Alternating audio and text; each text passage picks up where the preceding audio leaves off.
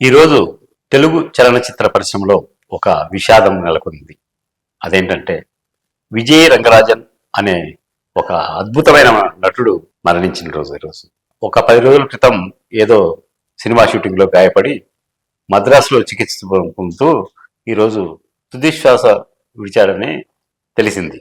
విజయ్ రంగరాజన్ అసలు పేరు రాజ్ కుమార్, వాళ్ళది గుంటకల్. అయితే ఆయనకు చిన్నప్పటి నుంచి పోలీసుగా కావాలని కోరిక ఉండేదట. దానికి సంబంధించిన ఆ పోలీసుకు సంబంధించిన దేహదారుఢ్యం అవన్నీ కరెక్ట్గా ఉన్నప్పటికీ ఆయన చేసిన ప్రయత్నాలు ఫలించలేదు. ఎస్ఐ సెలక్షన్ దాకా వెళ్ళి ఎన్నికొచ్చాడు.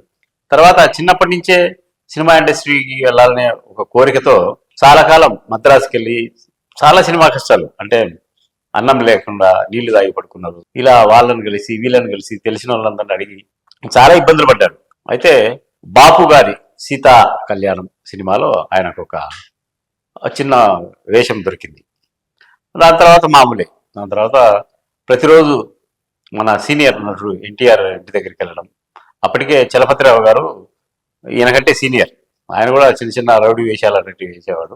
ఒకసారి రోజు వెళ్ళి ఆయన ఎదురుగా నిలబడుతుంటే ఒకరోజు తను బాగా దేహదారుఢ్యం అంతా బాగుంది, పనికొస్తాడని ఒక 2 సినిమాలకు అగ్రిమెంట్ చేయించుకున్నాడు. చేయించుకొని అలా ఎన్టీఆర్ సినిమాల్లో ఆయన చేయడం మొదలుపెట్టాడు. మొదలుపెట్టి తర్వాత ఎన్టీఆర్ సినిమా అంటే చాలా అవకాశాలు వస్తుంటాయి కదా, ఎన్టీఆర్ సినిమాలో చేస్తుంది. ఎన్టీఆర్ చాలా సినిమాల్లో అతను రికమెండ్ చేశాడు. దీంతో పాటు తమిళ సినిమాల్లో కూడా మంచి అవకాశాలు వచ్చాయి ఆయనకు. రజనీకాంత్తో పరిచయం ఏర్పడడం, ఆయన అన్ని సినిమాల్లో రికమెండ్ చేయడం, ఇలా జరుగుతున్న టైంలో ఒకసారి అంటే మంచి ఫామ్ లో ఉన్న టైంలో ఒకసారి ఆయనకే కాదు సినిమా ఇండస్ట్రీకి ఒక స్లంప్ వచ్చింది. అంటే సినిమా అప్పుడప్పుడు వస్తూ ఉంటుంది అన్నమాట. ఆ సినిమాలు సరిగా తీయకపోవడము, వీళ్ళకి వేషాలు తగ్గిపోవడము. అలాంటి టైంలో ఈయనకు ఒక ఇల్లు ఉండేది. ఆ ఇంట్లో అంత సినిమా వాళ్ళు ఉండేవాళ్ళు. శివాజీ రాజా, నటుడు శివాజీ రాజా, చాలా మంది డైరెక్షన్ డిపార్ట్మెంట్ వాళ్ళు, అదే ఆ కాంప్లెక్స్ నుంచి వచ్చింది, ఈయన గుంటె కాంప్లెక్స్ నుంచి. అయితే ఆయన జీవితంలో జరిగిన ఒక సంఘటన జీవితాన్నే మార్చేసింది. ఏంటంటే ఆ ఇంట్లోకి ఒక ఫైనాన్షియల్ కంపెనీ వచ్చింది రెంట్కు. వచ్చిన తర్వాత ఆ కంపెనీ వాళ్ళు ఈయనను ఇట్లా ఇలా ఇలా డబ్బులు సంపాదించు, అది కాక మీకు సినిమా వేషాలు లేవు కదా అని టెంప్ట్ చేస్తే వీళ్ళ ఈయన ఇద్దరు కలిసి దాంట్లో ఫైనాన్స్ చేయడంలో మొదలుపెట్టారు వ్యాపారం. ఏదో నన్ను డబ్బులు వస్తాయి, ఈ సినిమా వేషాలు వచ్చేంత వరకు జరుగుబడిచేదాన్ని కానీ.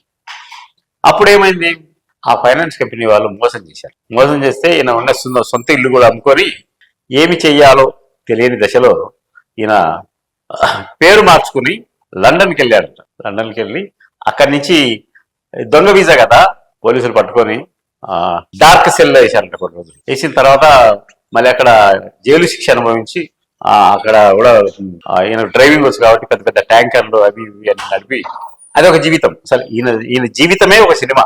తర్వాత మళ్ళీ వచ్చి పేరు మార్చుకొని రంగరాజన్ గా పేరు మార్చుకొని సినిమా ఇండస్ట్రీకి వచ్చి చిన్న చిత్తగా వేషాలు వేసుకుంటూ మంచి దేహదారుఢ్యం, బాగా రౌడీలాగా ఉంటాడు, పెద్ద పెద్ద మిసాలు.